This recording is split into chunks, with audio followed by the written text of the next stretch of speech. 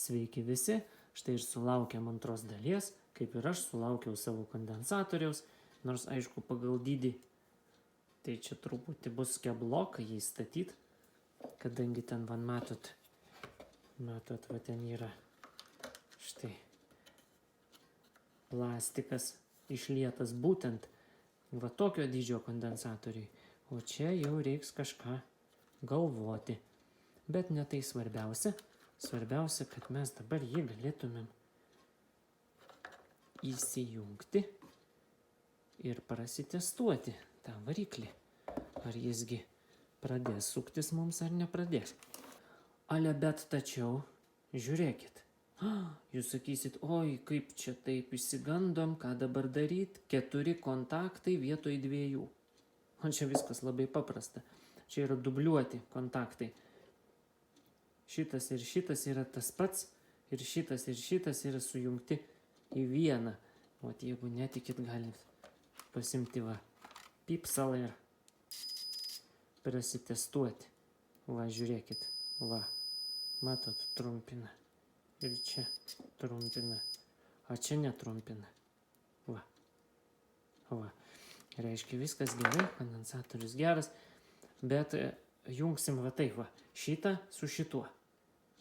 Kad tarpas didesnis būtų, kad neužtrumpintumėm nieko. Va, gražiai. Paimam ir susijungiam. Va. Jeigu viskas tinka, tai viskas ir tinka. Va, ir viskas. Tai čia dar būtų gerai termovamsdeliais. Tai aš gal dar termovamsdelius čia įvilksiu. Nes ko gero, kad aš jį turbūt išnešiu į lauką šitą kondensatorių, nes gartraukio korpuse ten pakankamai daug vietos, jis sandariai uždarytas, tai čia garai plastikiniam korpusui jo tikrai nepaveiks. Juolab, kad mes naudojam anglies filtrą. Anglies filtras, kaip matot, va, labai gerai veikia. Ventiliatorius visiškai švarus.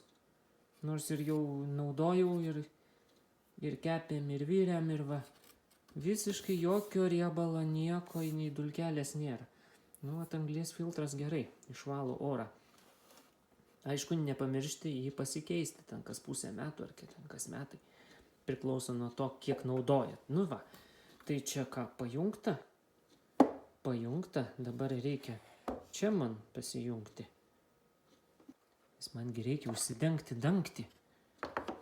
O tai kairaus čia stogą, tai su viskuo. Nu čia aš neprispausiu, tik tai, kad stogo mum nenurautų.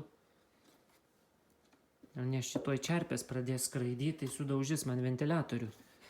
Beskraidydamos čerpės nuo stogo. Nuplėš su viskuo. Va, žiūrėkit, kuris vietą atrado laideliams. Va, štai kažkoks tai plyšys čia yra. Čia gal fiksatoriai kažkokiam. Tai vat labai gerai, aš per čia turbūt ir prasivesiu. Va. Gerai, prisiveržiu varžtelius visur. Ir leisim ferverką. Nu tai kų. Maunamės pirštinės, nes ir man striokas įma baisiai. Vytas J. Tai sakė, net pabėgo nuo ekrano, kai jungiau. Silpnų nervų nežiūrėti. Padėsime, kad matytus. Ten gal praeitą video nelabai parodžiau, kaip prisijungė, bet va taip prisijungiau. Va taip į tuos va, įsikiša ir viskas. Dabar kondensatorių patrauk lauk, kad jisai čia kaip šoks. Nu, pasuksim ratą ar nepasuksim. Paskambinkim per apvijas, pažiūrėsim. Dar man labai neramu čia. Labai čia neramu man dabar. Pasizvaninam. Zvanas. Nu, 130 ohmų. Nu, kaip ir gerai būtų. Ne? Jeigu vėl per lemputę jungsiu, tai vėl galios nebus.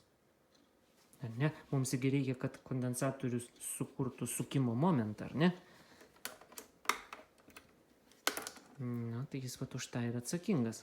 Sukurtų sukimosi momentą. Gerai. Ką čia kalbam? Pažiūrėkim. Atsitraukiam. Ir kaip galvojat, kas čia bus? Nu ką, reikia... Ne, palauk. Ar aš ant tos apvijos prisijungiau, dabar aš galvoju. Ne, vis tik einu patikrinsiu. Ai, patikrinkim, vilzdena, kaip tumsu čia. Va, šitaip kišas, tai reiškia nulis į mane ir į mane apačioj. Nulis ir nuo manęs vidurinis. Reiškia, tai taip ir buvo. Čia į mane, o ten tas nuo manęs vidurinis. Nu taip, pirmas greitis. Nu ką, kalėdos prasideda neu.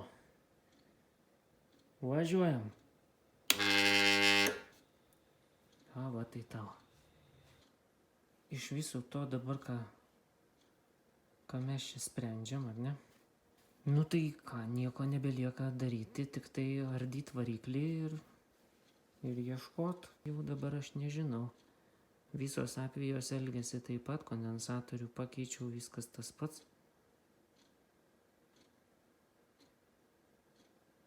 Paleidimo apvijoj varža yra. O toliau tai ką, apkeičiam fazę su nuliu, bet tai čia nieko tas neduos, kad aš sukeisiu. Važiuojam dar kartą.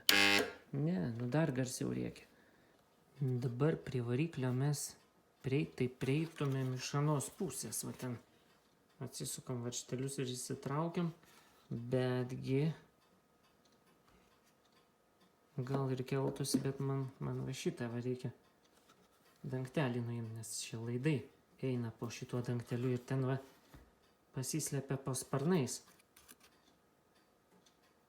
Man vis tiek ventiliatorių nusiimti reikės. Čia veržlė, kaip aš suprantu,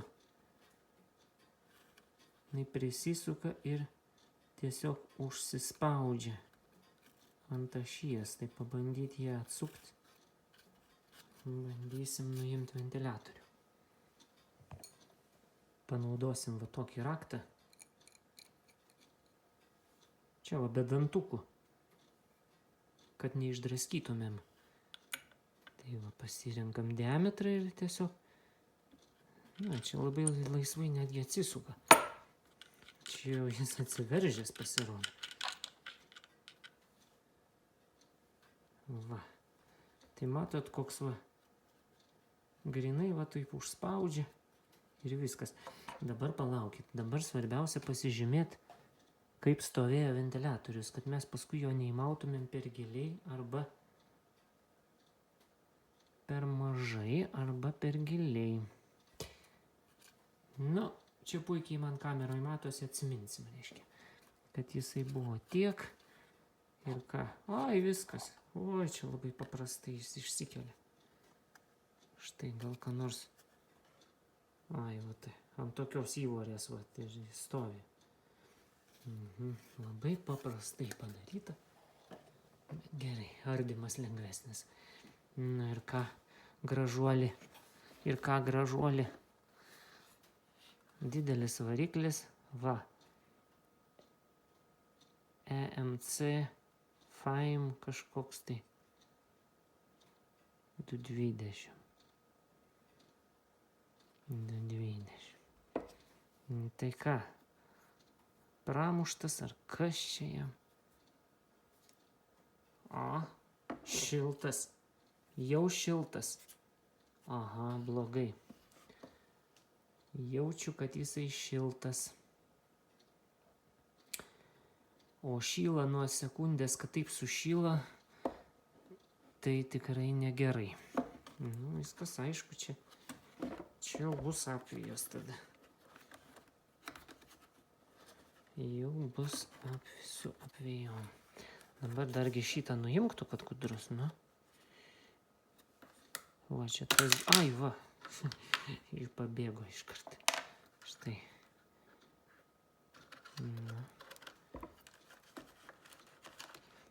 Tai čia ardyti variklį reiks vis ir taip. Tai čia. Arba tokį patį, jeigu ką, kažkokį panašų suieškoti internete nupirkti. Gal. Ką reikia nusiimti ir tada paieškoti internete gal tokio variklio. Oi, va kaip atspėjau atsinešdamas tokį raktą. Žiūrėkit, čia net labai nenoriu eiti galvutės ieškoti. Čia labai sunkiai atsisukat, bet va, su šituo raktu labai čia man puikiai bus.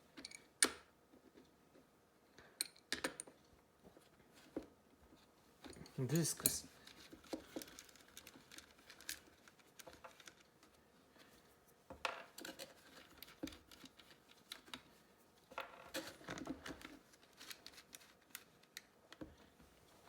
Nu, primityvas, lįsk lauk. Čia sakiau, 2 dalis mano video bus. O pasirodo, čia dar 3 ko gero reiks dalies ir 4. O jeigu šiukšlinant, tai iš vis nemontuosiu. Tai jeigu šiukšlinant šitas variklis skrenda, tai tada priburta, primakaluota. Nesąmonė čia kažkokia padaryta. Pinta, pripinta. Amortizatoriai.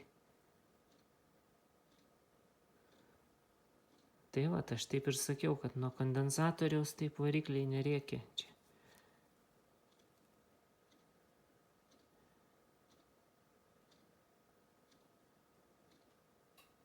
Tai va. Nu, gal prasiardysma? A kas čia man ataja? Va, kaip tik, matai, Ovida naujas video vaikryta, reikia įt va, mes darbus ir eit žiūrėti. Kutjanas tai bunkeriokį savo pasidarė dabar. Miegot liktai ruošęs. Nu, malačius, va, turi savo užsiėmimą, va, kaip ir aš, va, krapšta. Krapšta, stata, dirba, mina dviratį. O, kiekvienas mes turim po savo svajonių, ne? Tai va, ir aš dabar svajoju, palauk, čia aš dirbu dabar, negalima sukti.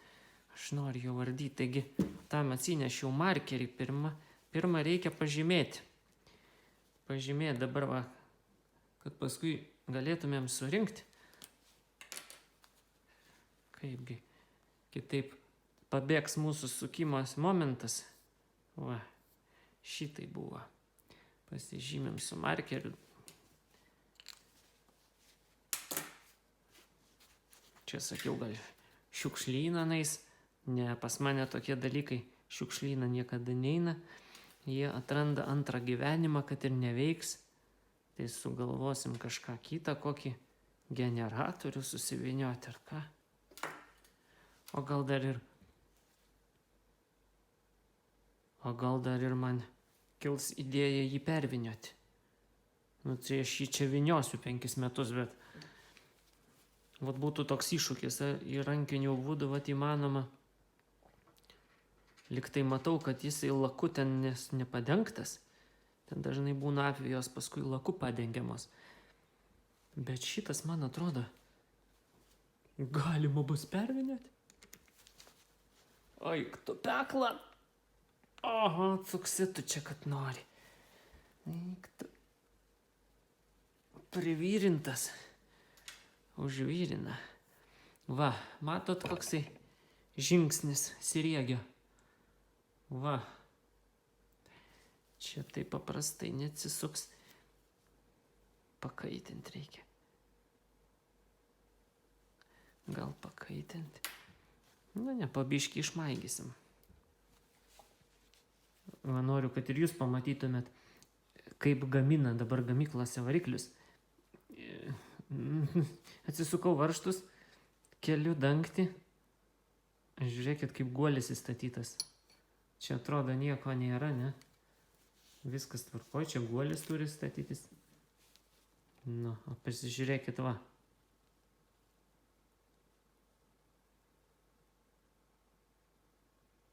Nu tai kas čia tai? Nu kas tai presuoja guolius? Nu belia kaip, nepažiūrėta, kreivai.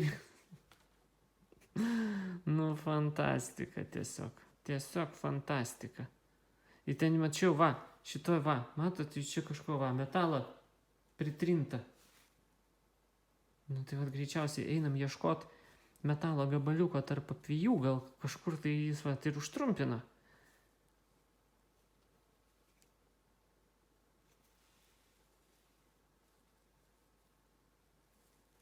Nu, va, dangtelis gražus, nieks nekaito, nedegė kol kas.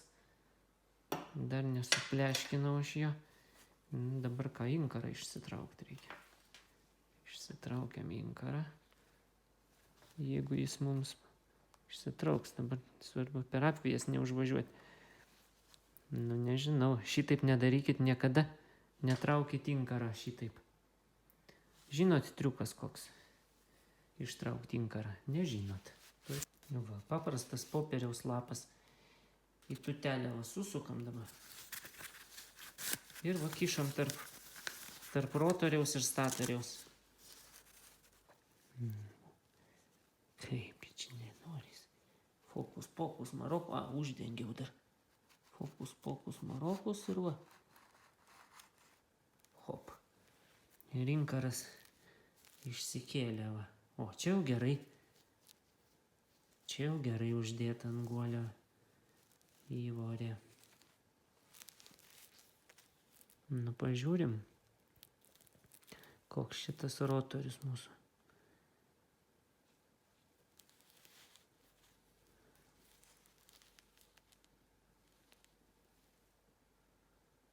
O, čia taip grūsta, va, kad net suplėšita šitą įvorį. Kokio velnio reikėjo taip grūsti. Belia kaip atmestinai surinktas. Nu va, dabar mūsų popierius, matot, va, kur liko. Va. Svarbiausia, traukiant inkarą, neprisiliest prie apvijų. Jos padengtos laku. Ten truputį pjovus iš kartas lakas nusibrūžina. Čia va yra, va, girdit, kabinas. Čia yra aštrios briaunos, aštrus paviršiai. Ir va. Va, galima traukiant inkarą nutraukti ir apvijas.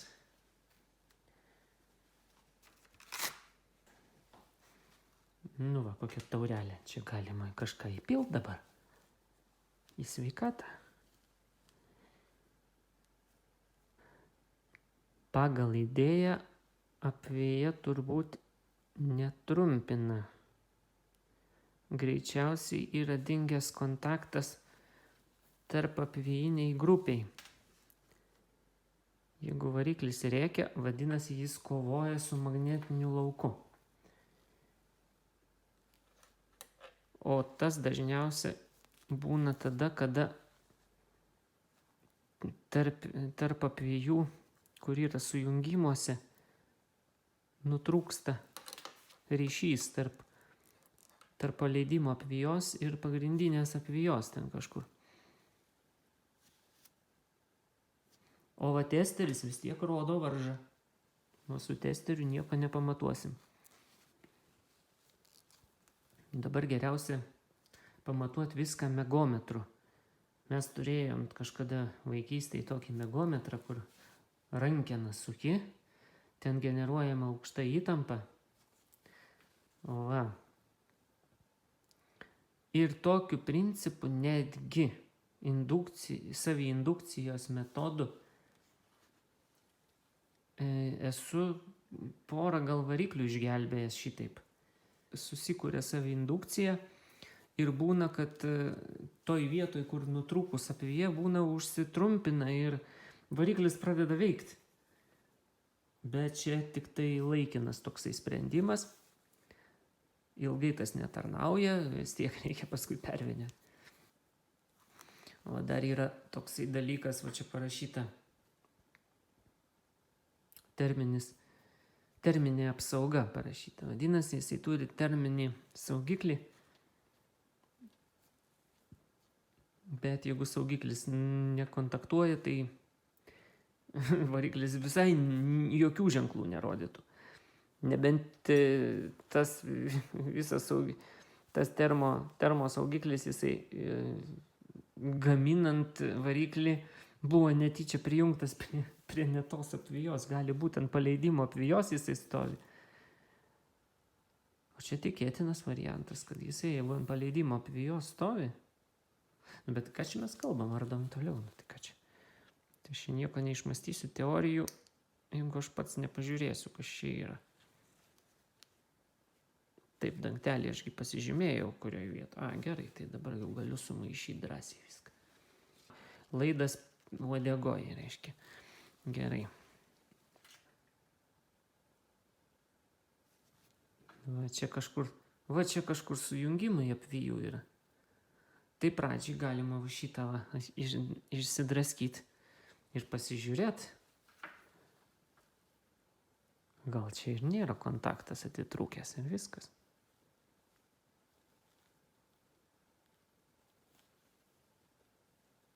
Štai vat kas man gavos.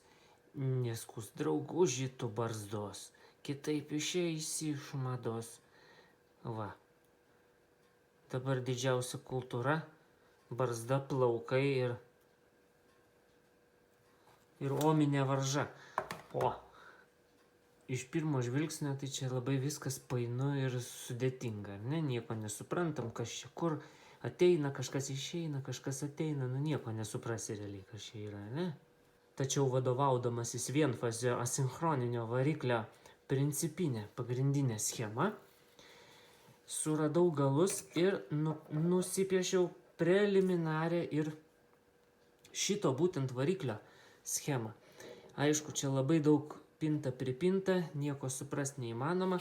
Taigi pirmiausia, pažvelkim, kaip atrodo paprasčiausia vieno greičio variklio schema. Taigi bet koks vienfazis asinchroninis variklis vadovaujasi va tokios schemos principu. Jisai turi, va kaip matom, rotorius čia, va pagrindinė apvija būtinai ir turi paleidimo apviją. Va štai šitą.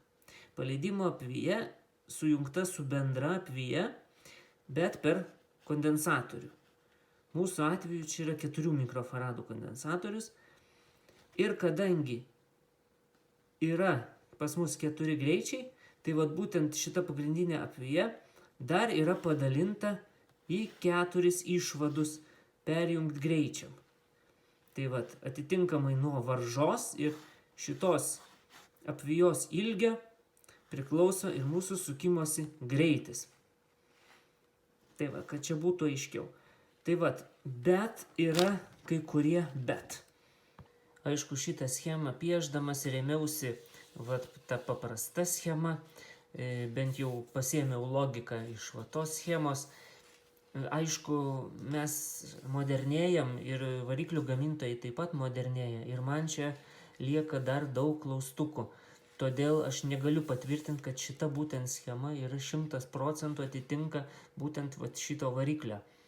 Aišku, pagal visas išmatuotas varžas, tai man čia daug maž atitiko, suradau visus galus, kurie eina į apvijas.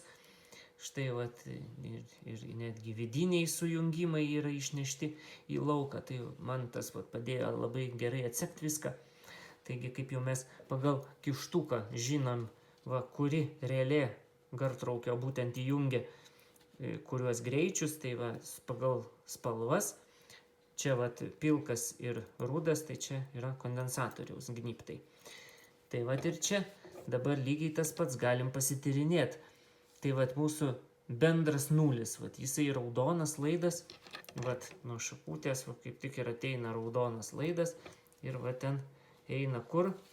Į termosaugiklį. Štai termosaugiklis, ten, kaip matot, paslėptas jisai tarp apvijų. Aišku, aš jo nenorėjau ištraukti, kad nenuplėščiau, ko nors, tai geriau jūs irgi jo nejudinkit. Ten jau vyniojant variklį jis yra įkištas ir jis kitaip ten jau neišsitrauks. Tai vat, kaip tik tas raudonas ir nueina į termo saugiklį, tada jis sujungtas su mūsų rudu, jeigu prasiskambintumėm, tai čia būtų trumpas, taip, jis sujungtas su mūsų kondensatorium ir kondensatorius jau visada turi būti prijungtas su paleidimo apvyje, kuri va čia oranžinė spalva, taigi čia irgi matoma yra spalvoti laidukai, spalvotos vielutės, spalvotas lakas. Irgi principas, bet irgi negalima vadovautis vien spalvotų laku tarp šitų apvijų, nes ten irgi yra painiava, raizgalynė ir čia gamintojas vėlgi kaip nori, taip jungia, ten labai pasitikėti irgi negalima šito dalyko, nes ten yra savi principai, taigi mes paliekam tą ramybę. Daugmaž principas koks yra. Čia jau būtų gartraukio dalis, kur perjungiami greičiai. Štai aš tokį mechaninį jungiklį nusipiešiau, tai čia greitis. Ir dabar tarp šitų greičių yra varžos tarp šitų apvijų. Nu tai pirmas greitis tai bus mažiausia apvyje, reiškia didžiausia varža mūsų 131. Čia ohmai. Tai gal čia ne taip dabar turėtų būti. Tai kaip tik čia mažiausia turi būti. Taigi, koks be būtų gamintojas, jis vis tiek neatskleis savo vyniojimo variklio paslapčių, tai taip, kad mums lieka vadovautis tik preliminariai nupaišyta schema, tai galim dabar truputį ir prasibėgti. Kur gali būti mūsų gedimas šitam variklį, dėl ko jis čia rėkia, triukšmauja ir nesisuka. Tai dažniausia problema gali būti šitie sujungimų taškai. O štai aš juos ir pažymėjau. 1, 2, 3, 4 ir 5. Čia pasižymėjau, kad čia yra greičiai. Geriausia vėl. Pirmiausia, ką mes pasidarom, tai tarp greičių ir bendro nulio pasimatuojam varžas. Kokios jos yra. Šiuo atveju mūsų variklis turi tokias varžas. Štai. Taip, ketvirtam greičiui 58 ohmai. Trečiam greičiu 89, antram 110 ir pirmam 131 ohmas. Matuojam tarp raudono ir tarp visų išeinančių galų. Aišku, tie galai ten ir dubliuoti, ir ten pinta pripinta, tai dėl to varžos čia gali šokinėti. Čia į tai nekreipkim dėmesio, čia priklauso nuo variklio vyniojimo. Dabar tarp raudono, sakykime, tarp to pagrindinio, kuris susijungia jau į visur, tai turi būti 152 ohmai mūsų atveju. Bet čia tik mūsų atveju. Tai čia irgi pasižymėjom, kadangi logiška per visas atvejas eina ir jau čia pati didžiausia varža turi būti, kokia tik tai gali būti. Tai vėlgi lieka variklį tikrinti atmetimo būdu. Tai ką mes darom dabar? Viskas, šitą schemą nebekreipiam dėmesio, čia daugmaž mes galbūt ir susiradom, galbūt ir nesusiradom, bet svarbiausia dalis dabar, ką padaryti, tai susirasti tuos visus sujungimus. Čia matom tas vidinis sujungimas. Tačiau pagal varžą ir pagal vietą, kur jis yra, tai jis susijungia tik tai pagrindiniai apvijoj, dvi nuosekliai sujungtos apvijos. Ir jis niekur jau neprijungtas, niekur neišeina šitas laidelis. Tai bet jeigu čia jau nutrūktų jisai, ką mes gaunam? Mes gaunam įtampą tik tai į paleidimo apviją per kondensatorių ir priklauso nuo greičio, kokį mes paduosim. Tai čia variklis taip rėkti negali nuo to ir bimpti, gali bimpti, jisai ten labai tyliai kažką tai ten per kondensatorių, tai jisai ten kažkokią tai gyvybę gal rodys, gal nerodys, bet šitaip rėkti tai tikrai nerėks. O jisai rėkia. Peršasi logiška išvada, kad gali būti šito kontakto ketvirto nebuvimas, būtent tas juodas laidas. Ir pasižiūrim dabar. tas juodas ir vat iš to juodo dar susijungia dvi apvijos oranžinės, taip oranžinių lakų. Tai va čia pas mane ir pažymėta būtent dabar va. Štai va. Ir va čia va. Būtent gali būti va čia nutrūkus paleidimo apvyje. Va tada variklis išeis iš proto. Jeigu jam nebus tinkamo magnetinio lauko, jisai painiosis tarp polių ir vat gali būti provokuojamas va šitas. Tai vat mano mintis ir yra dabar. Ką čia žaist, ką čia tikrint kiekvieną, vis tiek mes su testeriu paprastu nepatikrinsim, su megometru galbūt patikrintumėm. Aišku, reikėtų matuoti indukcijas, kaip elgėsi kiekviena apvyje, bet tada vėl viską čia reikia atsijungti, susirasti kiekvieną galą, kuri apvyje, va, būtent va, atsijungti va šitos galus ir tarp pačią tą apvyje tik tai matuotis. Bet mes namų sąlygom čia užtruksim labai ilgai, mes neturim čia tam ir įrankių. Tai dabar logiškiausias kelias koks yra? Atsijungti šitas kontaktinės grupės ir jas perlituot. Ir kai mes padarysim tą darbą, perlituosim, vėl užtrauksim termovamsdeliais, viską vėl surinksim gražiai. Ir vėl tada matuosim va šitas varžas. Ir jeigu šitos varžos skaičiai pasikeis, tai galbūt mes suradom gedimą, galbūt čia buvo kontaktas blogas. Bet primenu, nors ir čia blogas kontaktas, mes varžas galim vis tiek gauti tokias pačias. Kadangi variklyje indukcija žaidžia savo žaidimą, o varža žaidžia savo žaidimą. Tai taip, kad labai pasitikėti testeriu mes šitoj vietoj negalim, čia dabar mes pasitelksim tik eksperimentu. Tai kągi, turbūt šiandien tokia pamokėlė. Jeigu kas turėsit minčių dėl šitos schemos, aišku, nekreipkit turbūt dėmesio į šitas varžas, gali būti, kad jos yra sumaišytos. Tai taip, kad ir be to, man dar yra labai didelis įtarimas dėl paleidimo apvijos. Kodėl jinai neprisijungia būtent čia kažkur? Galbūt jinai čia prisijungia, bet tada kodėl tas juodas laidas turi du išvadus?